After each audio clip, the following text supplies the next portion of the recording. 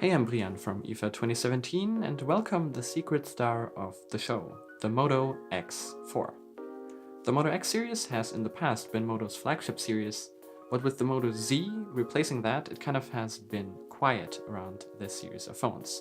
But now they're back with the Moto X4 as a high mid-range offering. Under the hood you have a Snapdragon 630 paired with 3GB of RAM and 32GB of storage. On the front you have a 5.2-inch 1080p screen that looks really good, just like the rest of the phone. The design is really beautiful with glass on the front and the back that also curves. The camera bump is pretty huge though. But in that camera bump you at least get some nice hardware. You have one nice 12-megapixel sensor and one 8-megapixel wide-angle sensor. You can think of this camera setup as very similar to the one on LG's phones. The camera even records 4K video, which you don't see that often on mid-range phones. But the software on the phone we got in our hands was unfortunately so much beta that we couldn't test it because it crashed before we could.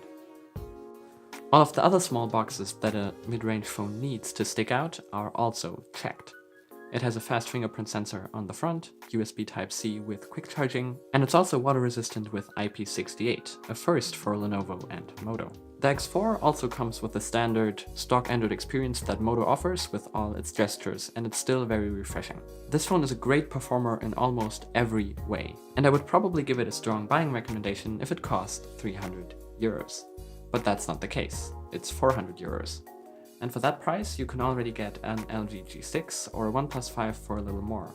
So the pricing is maybe a little bit of a missed opportunity for a really, really great phone.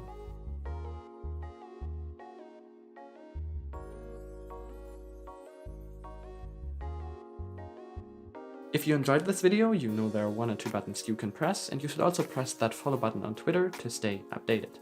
I'm Brian from IFA 2017. I would like to thank you all for watching, and I will see you in the next video.